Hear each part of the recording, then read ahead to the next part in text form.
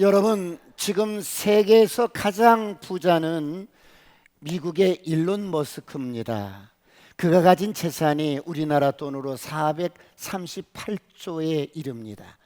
그가 이번에 트럼프 정부의 핵심 인물로 등장하면서 트럼프 정부의 심장부에 진입을 했다고 합니다.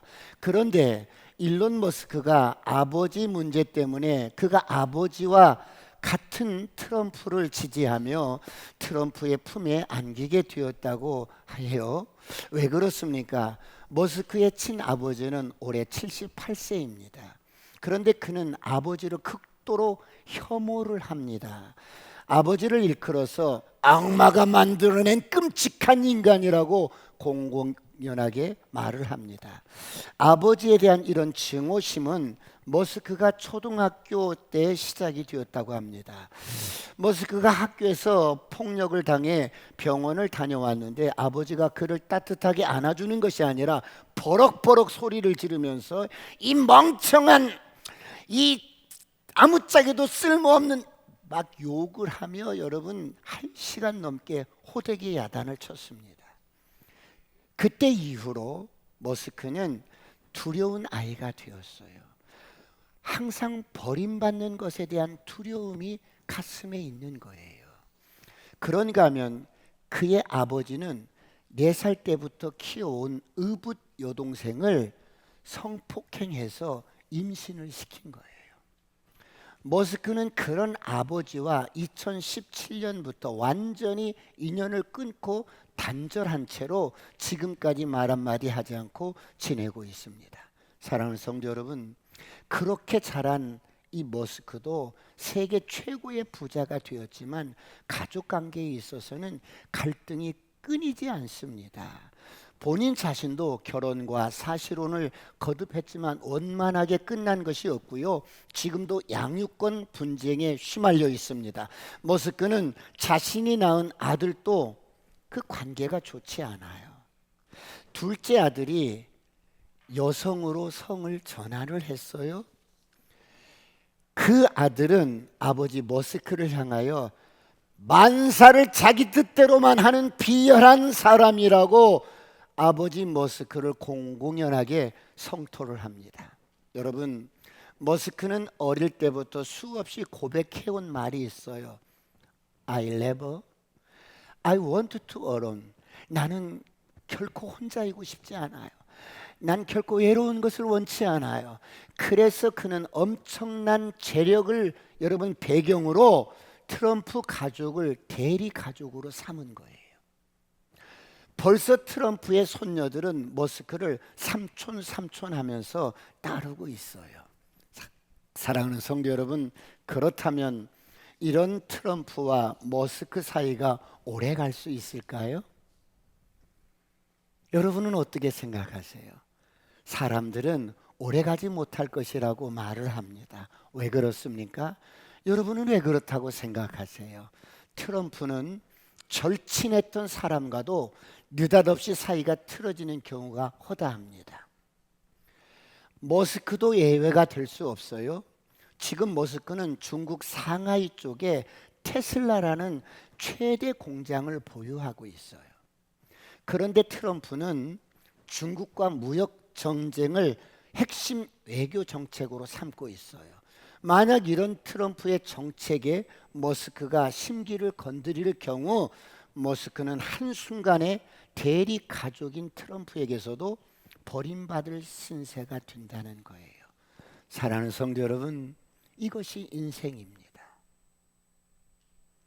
그러므로 성경은 이렇게 말씀합니다. 다 같이 시편 78편 39절을 보면 다 같이 합독합니다. 시작. 그들은 육체이며 가고 다시 돌아오지 못하는 바람임을 기억하셨음이라. 인생아, 너는 육체이며 가고 다시 돌아오지 못하는 바람인 것을 기억하였습니다. 여러분, 인생이 바람과 같습니다. 그래서 사람들은 저마다 각기 자기 소견에 옳은 대로 삽니다. 그렇다면 세상 사람들은 각기 자기 소견에 옳은 대로 살지만 그 길 끝은 죽음이요 심판이요 멸망입니다. 사랑하는 성도 여러분, 그렇다면 오늘 저와 여러분은 어떻게 살아야 할까요? 예수 믿고 거듭난 저와 여러분은 믿음으로 살아가시길 축원합니다. 진리로 살아가시길 축원합니다. 내 뜻과 내 생각대로 살지 마시고 하나님의 말씀인 진리대로 살아가시길 축원합니다. 왜 그렇습니까? 오늘 우리는 보통 사람이 아닙니다. 예수 믿고 거듭난 저와 여러분은 새로운 피조물입니다. 죽음을 이긴 자입니다. 세상을 이긴 자예요. 정복자보다 나은 자입니다. 옆 사람과 인사합니다. 아싸, 꿈 같은 일이 일어납니다. 사랑하는 성도 여러분, 우리는 지난 시간에 다윗은 아들 압살롬의 난을 피해서 망명을 갑니다. 그런데 여러분, 다윗이 아들의 반란을 피해서 도망가는 망명길에서 하나님은 다윗에게 무엇인가를 계속해서 말씀하십니다. 하나님께서 다윗에게 들려주시는 한결같은 메시지가 무엇입니까? 여러분, 무엇이라고 생각하십니까? 첫 번째, 인생은 심는 대로 거둔다는 겁니다.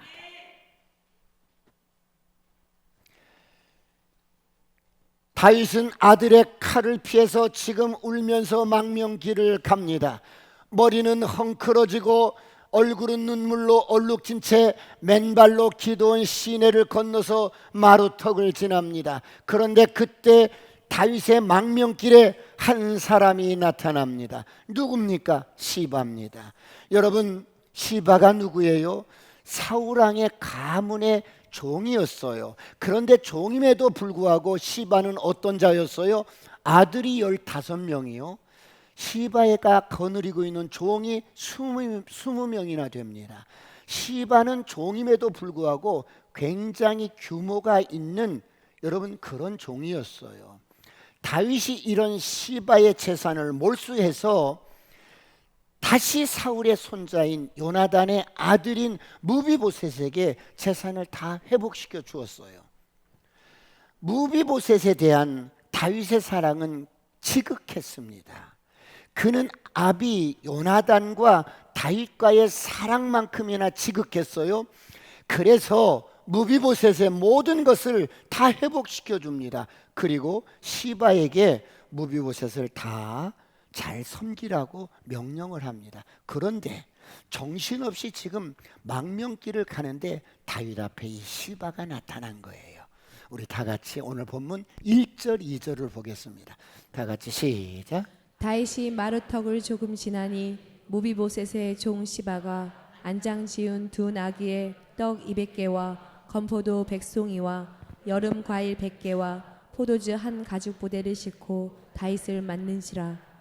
왕이 시바에게 이르되 내가 무슨 뜻으로 이것을 가져왔느냐 하니 시바가 이르되 나귀는 왕의 가족들이 타게 하고 떡과 과일은 청년들이 먹게 하고 포도주는 들에서 피곤한 자들에게 마시게 하려 함이니이다. 여러분, 시바가 도망가는 다윗에게 두 마리 나귀에게 먹을 것을 잔뜩 여러분 싣고 왔어요. 떡 200개와 건포도 100송이와 여름 과일 100개와 포도주 한 가죽 부대를 싣고 다윗을 맞이합니다. 다윗이 시바에게 묻습니다. 무슨 뜻으로 이것을 가져왔느냐? 그러자 시바가 이렇게 대답합니다. 왕이여, 이 나귀들은 왕의 가족들이 타시고요, 떡과 과일은 청년들이 먹었으면 좋겠습니다. 그리고 포도주는 들에서 피곤한 자들에게 마시게 하려 함입니다. 그러자 왕이 묻습니다. 그래? 그럼 너의 주인 무비보셋은 어디 있느냐? 그러자 시바가 주인 무비보셋을 은근히 디스를 하고 뭐라고 모함을 합니다. 뭐라고 말하는지 한번 들어보실래요? 3절을 다 같이 봅니다. 시작. 왕이 이르되 내 주인의 아들이 어디 있느냐 하니 시바가 왕께 아뢰되 예루살렘에 있는데 그가 말하기를 이스라엘 족속이 오늘 내 아버지의 나라를 내게 돌리리라 하나이다 하는지라. 여러분, 지금 시바가 다윗 왕에게 무슨 말을 하는 것입니까? 다윗이 무비보셋은 어디 있느냐? 너의 주인 무비보셋은 어디 있느냐? 그러자 시바가 왕이여, 이런 말은 하지 말아야 되는데, 왕이여, 무비보셋은 예루살렘에 있는데 그가 말하기를 이스라엘 족속이 오늘 내 아버지의 나라를 내게 돌리리라 하였나이다. 우리 주인 무비보셋은 지금 압살롬의 반역을 틈타서 오늘 이스라엘 족속이 내 아버지 나라 사울의 그 나라를 내게 돌리리라고 말했습니다. 여러분, 지금 이 시바가 다윗에게 뭐를 해요? 거짓말을 하고 있는 거예요. 무비보셋을 모함하고 있는 거예요. 여러분, 이 말을 들은 다윗의 입장에서 어떤 생각이 들었을까요? 순간적으로 다윗은 무비보셋에 대한 일들이 스쳐 지나갑니다. 뭐야? 무비보셋, 이런 일이 괘씸한지고, 무비보셋, 내가 너를 어떻게 거두었고 어떻게 사랑했는데 나에게 이럴 수가 있어? 죽은 개와 같이 버려진 인생을, 황무한 땅에 아무런 존재감 없이 버려진 그런 인생을 거두어서 그 할아버지 사울왕의 가문의 모든 토지와 땅을 다 복권시켜주고 한 식구로 여겨서 내 아들처럼 여겨서 왕자들과 함께 한 상에서 밥을 먹게 했는데, 뭐야?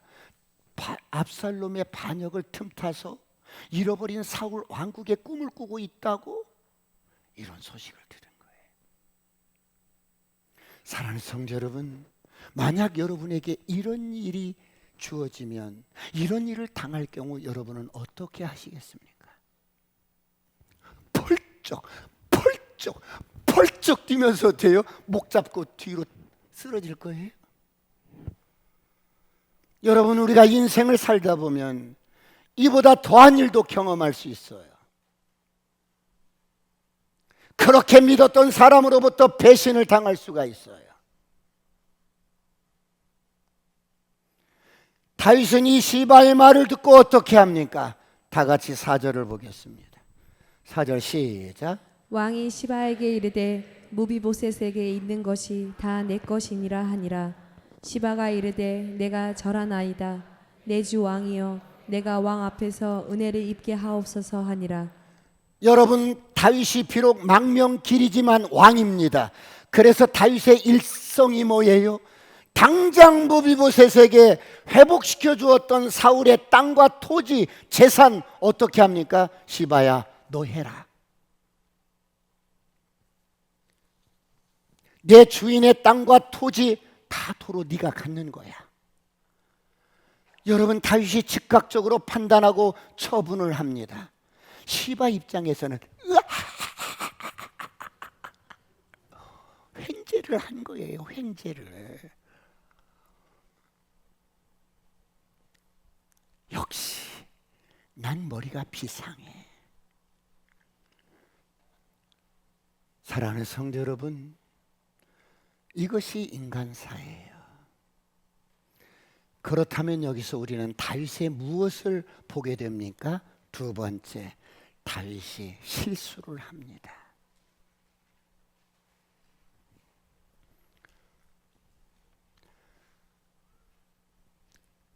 왜 그렇습니까?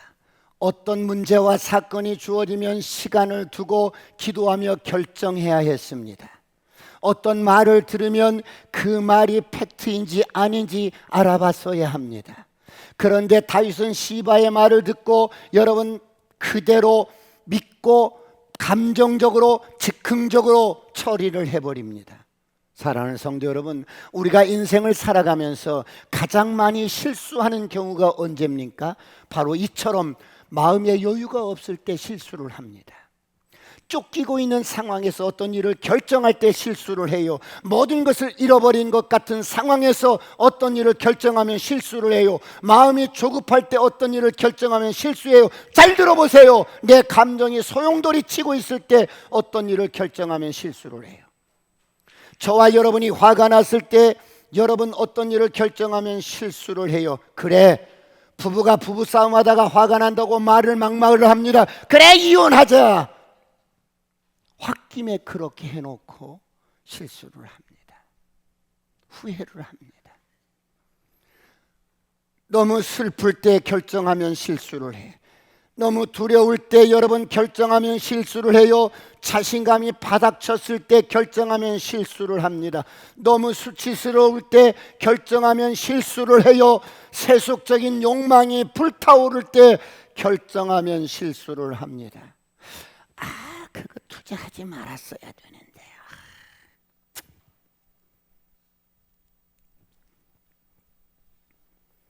그럴 때는 하나님의 음성을 들을 수도 없고 바른 결정을 할 수가 없습니다. 오늘 새로워지시길 축원합니다. 사랑하는 성도 여러분, 지금 다윗은 쫓기는 상황에서 시바의 말을 듣고 다윗의 감정이 불같이 일어나는 거예요. 그래서 이 말이 사실인지 아닌지 알아보지도 않고 그냥 누가 속이기 위해서 하는 말을 듣고 즉각적으로 판단하고 결정을 해버리는 거예요. 무비보셋에게 주었던 토지, 땅, 재산, 시바야 내가 도로 가져. 네 거야. 사랑하는 성도 여러분, 그런데 여러분, 다윗이 지금 즉흥적으로 결정한 것이 결과적으로 어떻게 됩니까? 시바에게 완전히 속아버리는 거예요. 시바의 이 말에 완전히 여러분 속아서 나중에 이 시바의 이 말이 거짓으로 드러납니다. 다윗이 이제 복권이 되어서 예루살렘으로 돌아오는데요. 그런데 그때 누가 마중이 나와요? 이 무비보셋이 마중이 나와요. 우리 다 같이 한번 조금 시간을 돌려서 사무엘하 19장 24절로 27절을 봅니다. 다 같이 합독합니다. 24절 시작. 사울의 손자 무비보셋이 내려와 왕을 맞으니 그는 왕이 떠난 날부터 평안히 돌아오는 날까지 그의 발을 맵시내지 아니하며 그의 수염을 깎지 아니하며 옷을 빨지 아니하였더라. 예루살렘에서 와서 왕을 맞을 때에 왕이 그에게 물어 이르되 무비보셋이여 내가 어찌하여 나와 함께 가지 아니하였더냐 하니 대답하되 내 주 왕이여 왕의 종인 나는 다리를 절므로 내 나귀의 안장을 지워 그 위에 타고 왕과 함께 가려 하였더니 내 종이 나를 속이고 종인 나를 내 주 왕께 모함하였나이다. 내 주 왕께서는 하나님의 사자와 같으시니 왕의 처분대로 하옵소서. 여러분, 시바의 이야기가 어떻습니까? 완전히 거짓말로 다윗을 속인 거예요. 다윗은 무비보셋이 예루살렘에 남아서 사울의 집안의 회복을 꿈꾼다는 말을 들었습니다.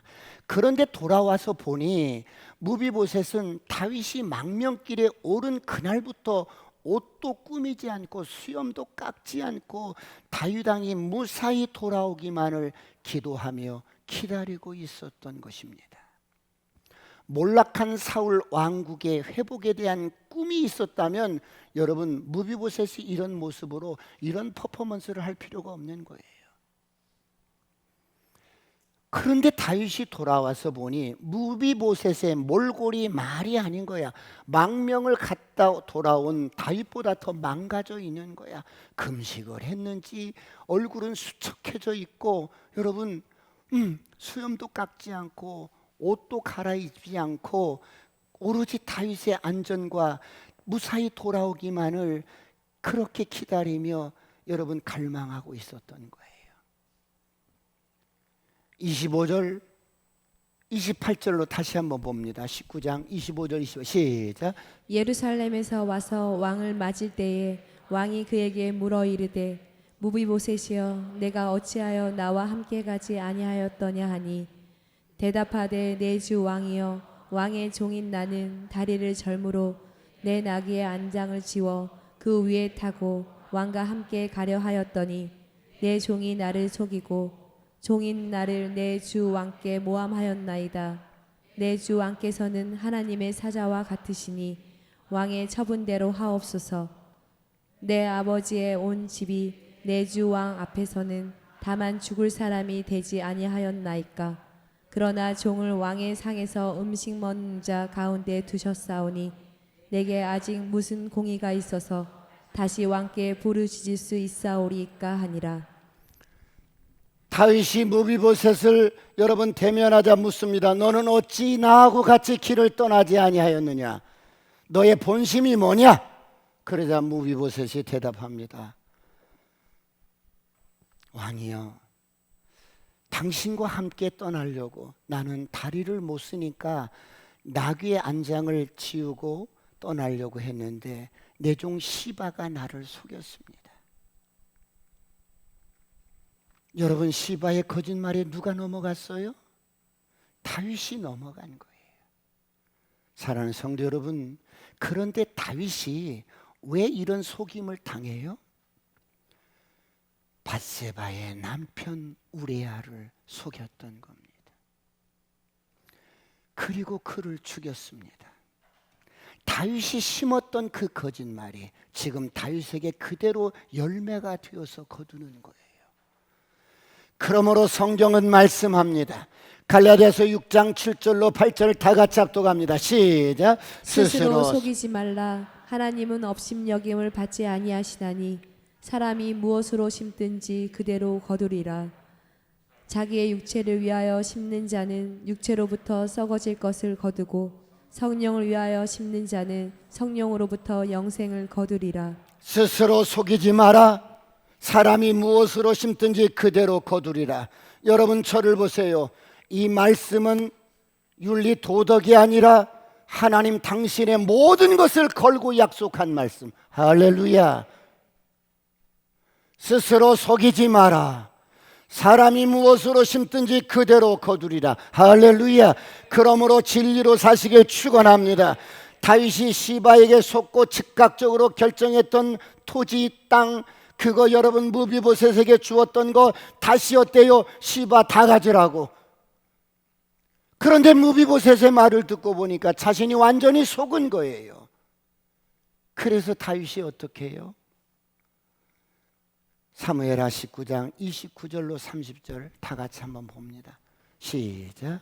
왕이 그에게 이르되 내가 어찌하여 또 내 일을 말하느냐? 내가 이르노니 너는 시바와 밭을 나누라 하니 무비보셋이 왕께 아뢰되 내 주 왕께서 평안히 왕궁에 돌아오시게 되었으니 그로 그 전부를 차지하게 하옵소서 하니라. 여봐라, 시바에게 주었던 밭, 땅, 토지, 그거 다윗이 듣고 보니까 내가 속은 거야. 그래서 어때요? 이 무비보셋에게 반반씩 나눠라. 그러자 무비보셋이 이런 말을 해요. 왕이여, 나는 왕을 배신할 수 없습니다. 나는 죽은 개와 같은 인생을 왕이 나를 거두셨고 그리고 모든 것들을 회복시켜주고 왕의 상에서 이렇게 밥을 먹게 해주셨는데 나는 이런 은혜를 잊을 수가 없습니다. 왕이여, 당신이 평안히 왕궁으로 돌아오시게 되었으니 나는 그것으로 족합니다. 내 땅과 토지 다 시바에게 주옵소서. 여러분, 여기 무비보셋을 보십시오. 이게 무비보셋의 본심이었어요. 왕이여, 당신이 편안히 왕궁으로 돌아오시게 되었으니 저는 충분합니다. 그 땅과 토지 전부 시바에게 주시옵소서.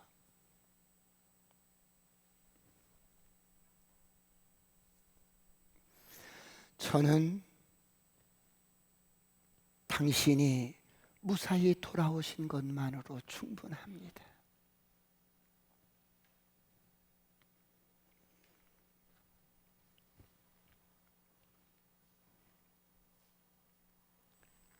물질에 늘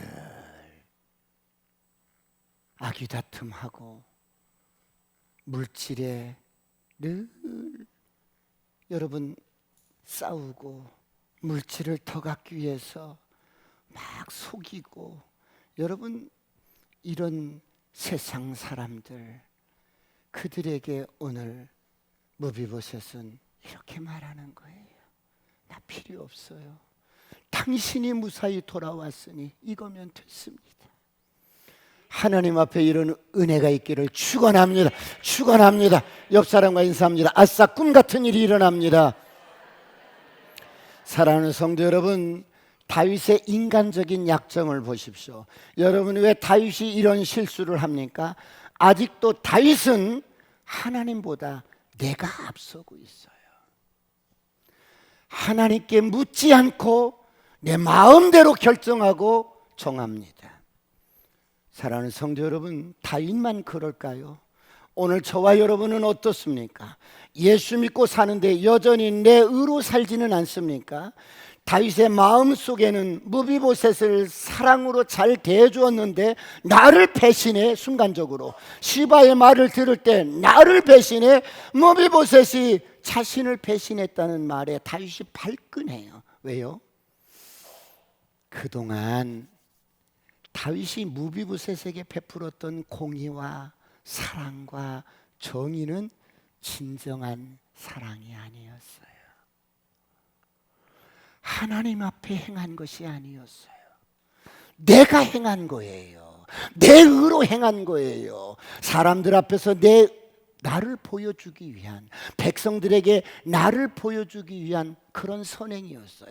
보시오, 내가 이런 왕이란 말이에요. 나는 저렇게 버려진 인생을 데려다가 왕자로 삼고 내 상에서 같이 밥을 먹고 내가 이렇게 공의와 정의를 눈을 뜨세요 베푸는 왕입니다.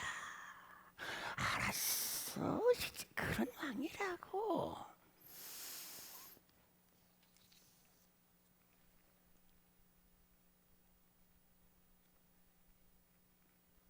다윗에게는 진정으로 하나님 앞에 행한 것이 아니었어요.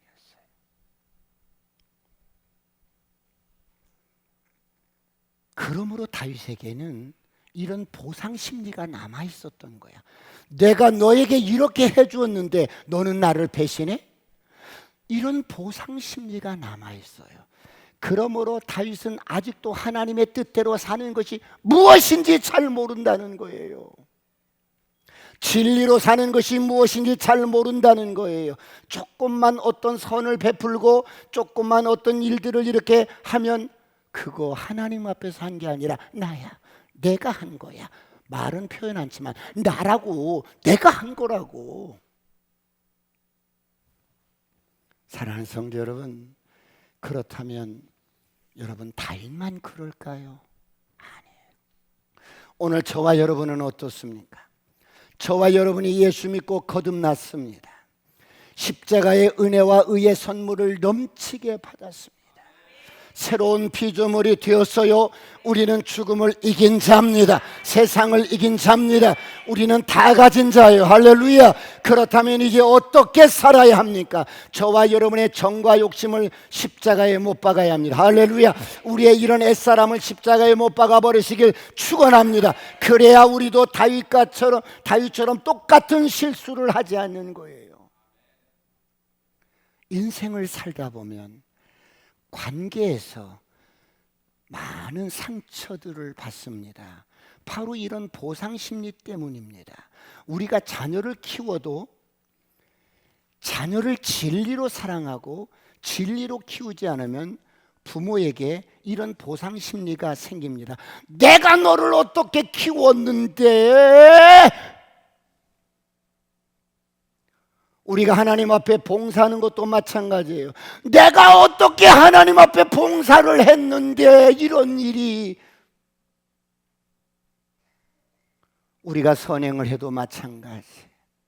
내가 얼마나 사랑을 베풀었는데 나한테 이럴 수 있어? 여러분, 우리를 힘들게 하는 것이 바로 이렇게 사람에 대해서 심고 사람에게 인정받으려고 하는 보상 심리 때문이에요. 풀어질지어다. 그렇다면 하나님 앞에 진리로 행하였다면 사람들에게 보상을 기대하지 않는 거야. 하나님 말씀에 순종하는 것 자체가 보상이요 기쁨이요 축복입니다. 할렐루야. 오늘 이런 은혜가 있기를 축원합니다. 지금 여러분, 다윗은 시바의 거짓말을 듣고 무비보셋에게 발끈한 일입니다. 지금 내가 낳은 자식도 나를 죽이겠다고 칼을 들고 쫓아오는데 그런 자식에 대해서는 관대하고, 무비보셋이 팩트도 아닌데 시바의 말을 듣고 반역을 한다는 그런 말에 분노하고 펄펄 뛰는 다윗을 보세요. 왜요? 보상 심리 때문에.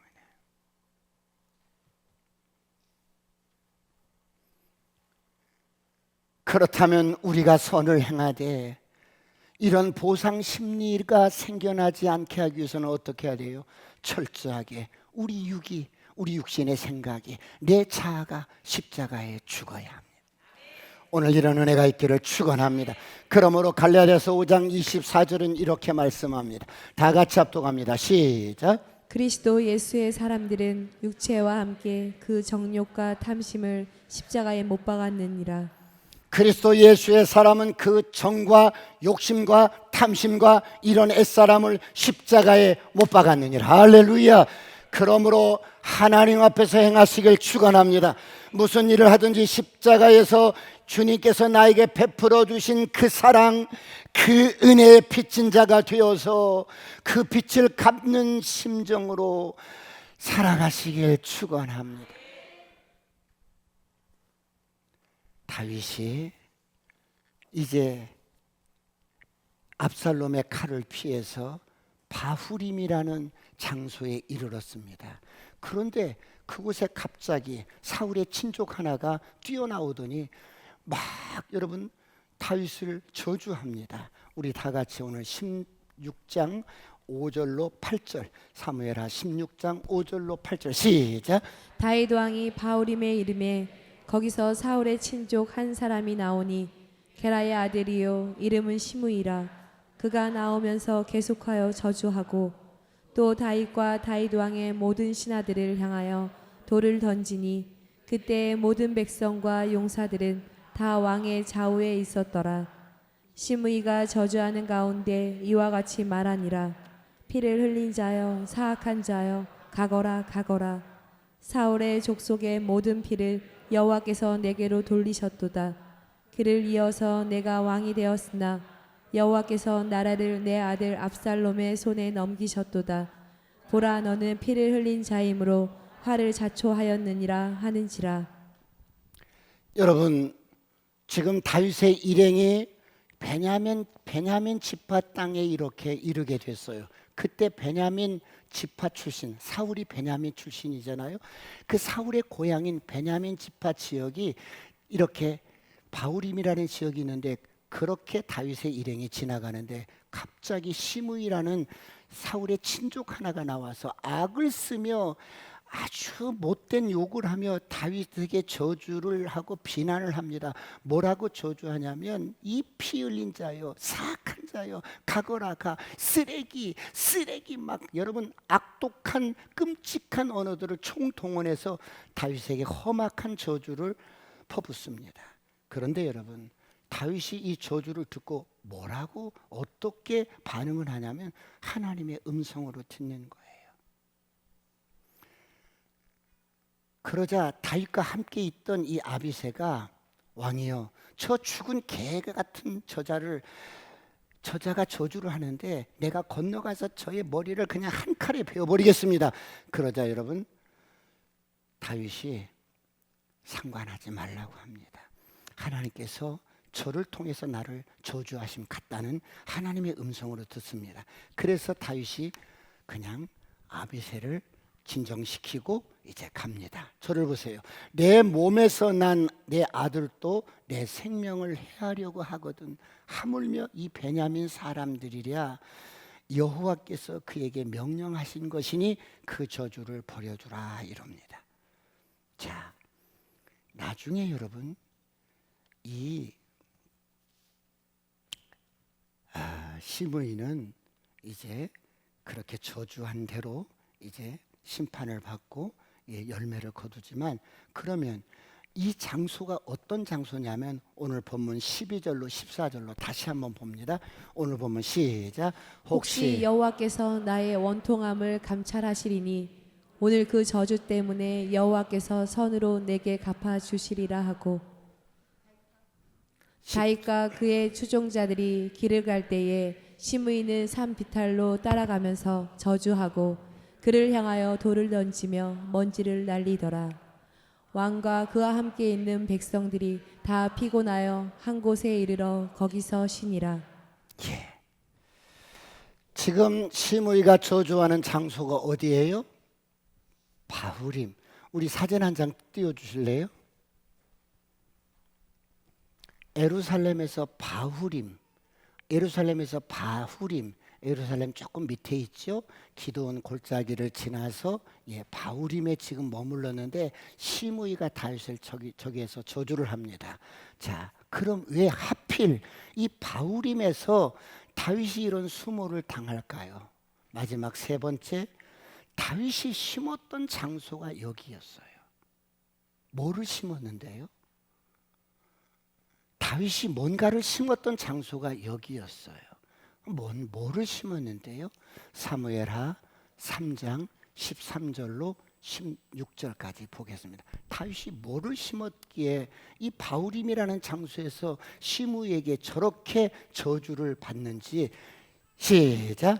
다윗이 이르되 좋다. 내가 너와 언약을 맺거니와 내가 내게 한 가지 일을 요구하노니 나를 보러 올 때에 우선 사울의 딸 미갈을 데리고 오라.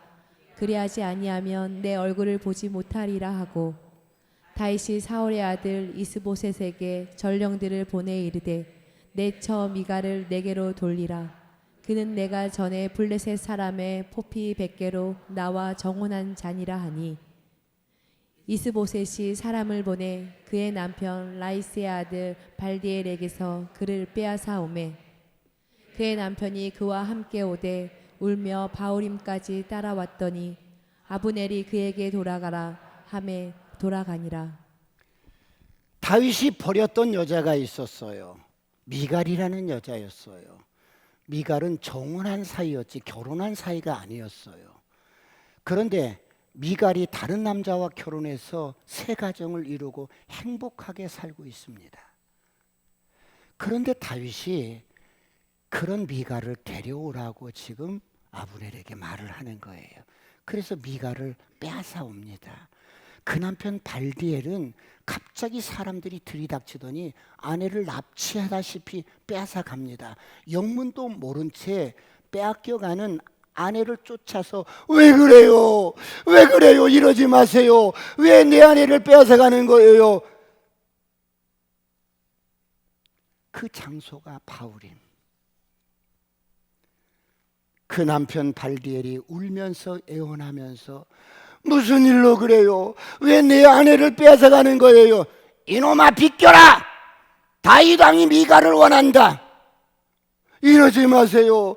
납치하듯 빼앗겨가는 그 아내를 돌려달라고 울면서 미갈의 남편이 바후림까지 따라와서 애거를 합니다. 이러시면 안 돼요. 그러자 아브넬이 미갈의 남편 발디엘에게 협박을 합니다. 너 죽고 싶어? 너 죽을 거야? 다윗 왕이 원한다고 했잖아. 몇 번 말해야 돼.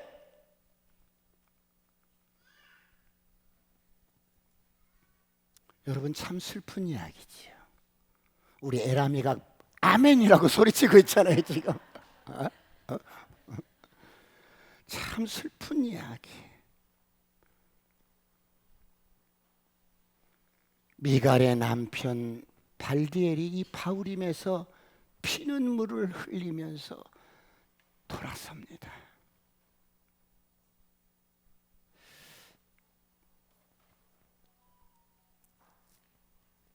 성군? 다윗이 성군이라고? 다윗이 성군?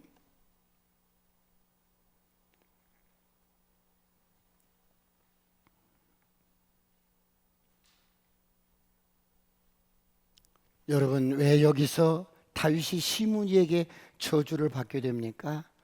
하나님은 다윗에게 평생 씻어내야 할 악했던 과거의 기억들을 하나씩 하나씩 상기시키면서 복귀하는 작업을 하는 거예요.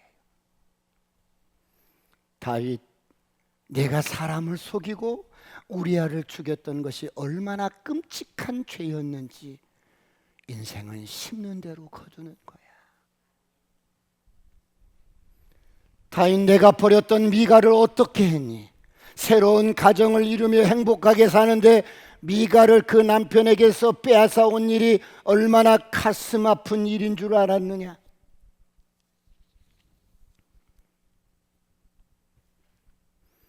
하나님은 다윗에게 하나씩 하나씩 확인시키면서 다윗의 영혼 속에 숨은 독소를, 죄악을 빼내기 시작합니다. 사랑하는 성도 여러분,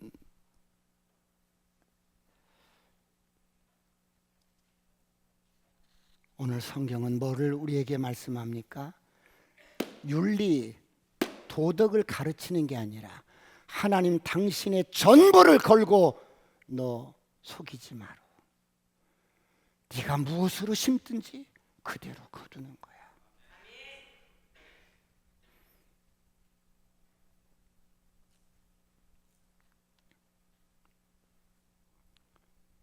시므이가 계속해서 다윗을 따라다니면서 저주를 하는데 산 비탈길을 오르면 올라가면서 저주를, 쓰레기, 쓰레기야, 넌 비루한 자야, 가!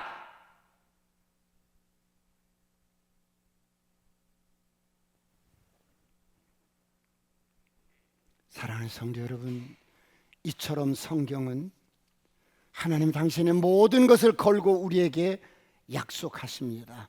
너 속이지 말고 네가 심는 대로 거두는 거야. 할렐루야. 그렇다면 오늘 저와 여러분은 어떻게 살아야 할까요?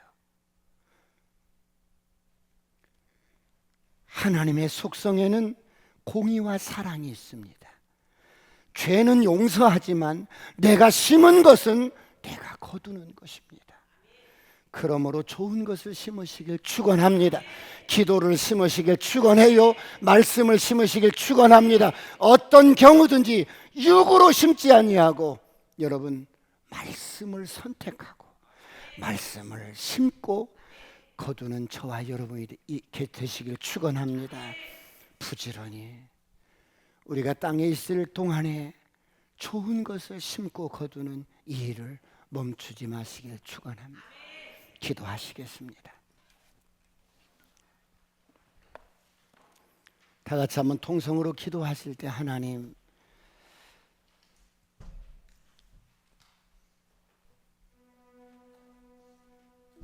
다윗 보세요.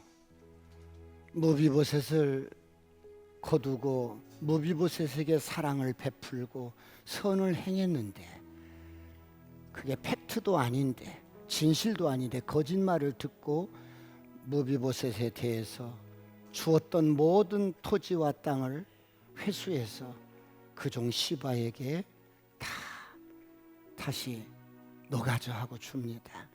여러분, 왜요? 다윗에게는 이런 보상 심리가 있었어요. 내가 너를 이렇게 대했는데 네가 나를 배신해? 여러분, 이게 인간사의 많은 사람들의 갈등과 상처와 문제가 되는 거예요. 그러므로 예수 믿고 거듭난 저와 여러분은 진리로 사시길 축원합니다. 진리로 심으시길 축원합니다. 상대방이 어떠하든지 하나님 앞에서 내가 심은 것 그 사람이 몰라줘도 하나님이 보상해 줍니다. 할렐루야. 주여 삼창하시고 통성으로 간절히 기도하시겠습니다.